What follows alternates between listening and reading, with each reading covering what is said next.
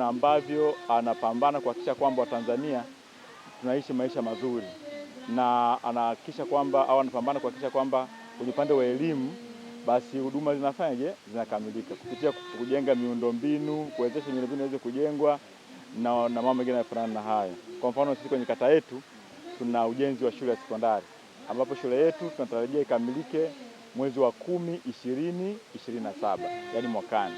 Na shule hiyo itaanza kufanya kazi rasmi, itaanza kutumika rasmi Januari 2028. Na kwa hakika 2028 sisi kama viongozi ambao tunawakilisha wananchi, lakini mimi binafsi pia ni mdau wa elimu, tunafahamu kwamba 2028 tuna mrundikano mkubwa wa wanafunzi, kwa sababu kwa mtaala mpya 2028 naenda kupokea wanafunzi wa madarasa mawili, darasa la 6 na darasa la 7 2027 wanaenda kujiunga kidato cha kwanza 2028. Kwa hiyo kwa mantiki hiyo hapa tu Dovya na jitihada kwenye shule zangu mbili ndani ya kata yangu kuna zaidi ya wanafunzi 500. Wote nitakiwa enda kaanze kidato cha kwanza. Lakini namshukuru sana Mheshimiwa Rais Dr. Samia Suluhu Hassan kwa kutoa hizo pesa nyingi, ambapo zaidi ya bilioni 3 kwa kuhakikisha kwamba ile shule inakamilika na wanafunzi hao kwa mara ya kwanza wataenda kutumia miundombinu ile. Lakini utekelezaji umeshaanza tayari. Sasa tunavyoongea mkandarasi yuko site na kila siku tunafuatia kuhakikisha kwamba mambo yaende vizuri. Mpo hatua gani? Of course tupo kwenye hatua tu nzuri. Tayari tumeshaanza ile foundation. Tupo kwenye foundation sasa hivi. Kama nilivyosema ule mkataba wetu ni kwa almost kwa miaka 2, tumeanza mwaka jana mwishoni. Kwa hiyo tunaendelea. Tunafuatia kwa karibu sana. Na ipo eneo gani, mtaa gani?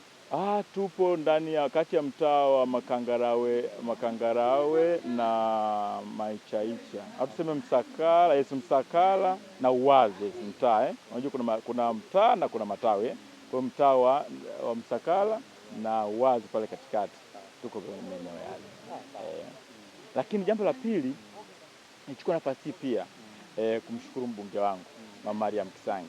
Leo tuko hapa kwa ajili ya tukio la kuwasaidia watoto wenye mahitaji maalum wapewe vifaa vya shule ili Jumanne tarehe 13 waweze kuanza masomo yao. Kama tunavyosema, Dr. Samia Suluhu Hassan rais wetu ameshatupa maelekezo kwamba tuhakikishe kwamba jamii yetu inapata furaha. Na usema furaha, tarehe 13 shule inafungua. Kwa hiyo watoto wote bila kujali wana uchumi gani wazazi wao, tunahakikisha kwamba tarehe 13 watoto wote wanakuja shule wakiwa smart, wakiwa wanatendea kazi ili waweze kupata elimu bora. Yes, kwa hiyo mimi leo naambatana na mbunge wangu Madam Kisangi kupitia Kisangi Foundation kuhakikisha kwamba tunawasupport hawa watoto ili Jumatatu wawe na furaha, Jumanne wiki inayokuja ili masomo yaweze kuanza vizuri.